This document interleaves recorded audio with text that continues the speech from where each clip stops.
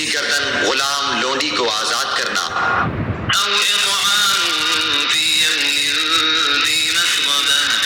یا بھوک والے دن کھانا کھلانا، کسی رشتہ دار یتیم کو، یا خاکسار مسکین کو،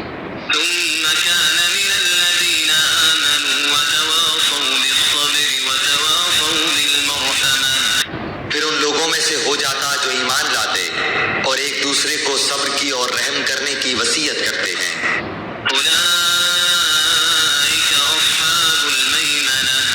یہی لوگ ہیں دائیں بازو والے، خوش بختی والے۔